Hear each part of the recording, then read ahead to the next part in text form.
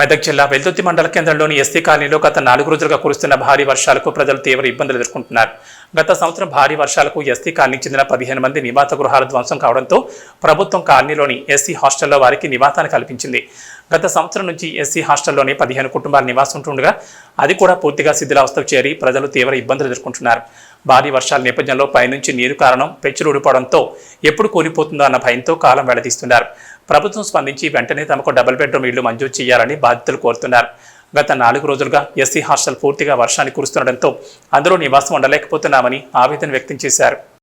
ఇల్లు లేదు సార్, ఇల్లు లేక మేము ఇల్లు ఉంటే అంత కూలింది. మేము ఎట్లా మాకు డబుల్ బెడ్రూమ్ ఇవ్వలేదు సార్. మేము ఎట్లా ఇల్లు ఉండాలి, ఇదంతా కూలింది సార్. మా ముసలాయిలకు పింఛను కూడా లేదు సార్. ఒక్క డబుల్ బెడ్రూమ్లు ఇవ్వలే, ఇల్లు లేదు. 20 ఏళ్ళ ఒకళ్ళు ఇల్లు లేదు, 20 ఏళ్ళ ఒకళ్ళే ఒక్కళ్ళు డబుల్ బెడ్రూమ్లు ఇవ్వలే, 20 ఏళ్ళ ఒకళ్ళు ఇల్లు లేదు. ఇట్లనే ఇక ఆడే ఇట్లనే హాస్టల్ ఉంటున్నా.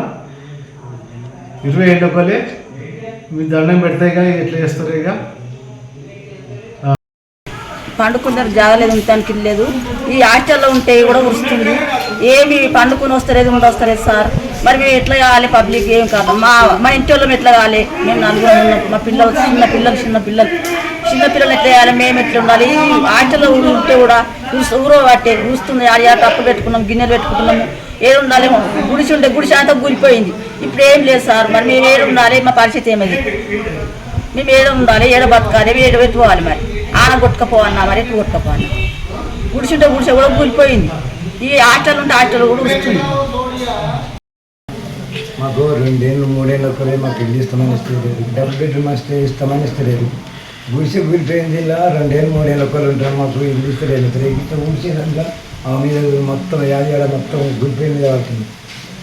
ఇక మాకు ఏం చేయాలో మాకు అర్థమవుతుంది. తీసుకుంటే ఇలా కలిసి వస్తుంది. మీ దయచేసి తింటారా మాకు ఇల్లు స్టార్ట్ చేసి. ఈ వర్షాల వాళ్ళకు మాకు కూడా 3-4 రోజులకోలే ఇట్లా ఇరుసులు మందరాలు తెలంగాణ మేలుక నిద్రపోతలేము, చేస్తలేము. ఈ వర్షాలు చేయడానికి మస్తు ఇబ్బంది అవుతుంది, మస్తు బాధ అవుతుంది. తెలంగాణ పిల్లలు కూర్చుంటే అవుతుంది, నిద్ర పడతలేదు, ఏం పడతలేదు. పురుచుకుంటా మందరాలు పట్టే ఇంట్లో తిరుగులు ఇంట్లో గిన్నెలు పెట్టుకుంటా ఉసురు పిల్లలు కూర్చుంటే అవుతుంది.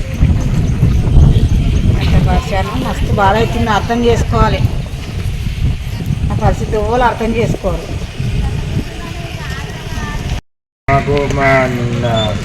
మాకు ఇల్లు కూలిపోయినాయి.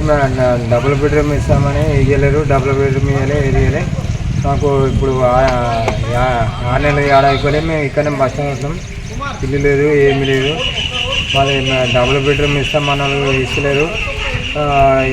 ఇల్లు కూడా కొట్టిన మాకు ఇల్లు కట్టించిన వాళ్ళు ఇవ్వలేరు. మాకు జాగు చూపిస్తామని జాగు చూపించాలి. ఇంతవరకు మాకు ఇల్లు లేదు, ఏం లేదు. ఇప్పుడు 2 రోజులు ఇక్కడనే వాడి ఉంటున్నాం, చల్లగా చల్లి రూమాల పని ఉంటున్నాం. మళ్ళీ పట్టించుకుంటే ఇవ్వలేదు.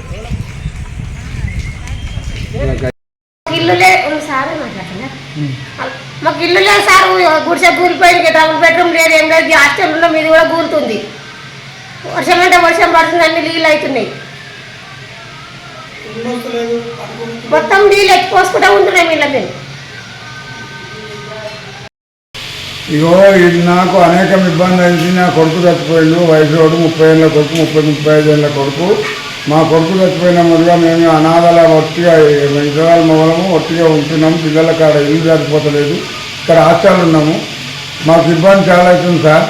మాకు జల్దీ తక్షణమే మాకు ఆ ఇల్లుకు ఏదైనా అర్జెన్సీ మాకు ఇంత గరువు చేయాలని సిమెంట్ దాన్ని శివారు తెప్పించి చేస్తే మేము అన్ననన్న పోయి ఉంటామని అనుకుంటున్నాము.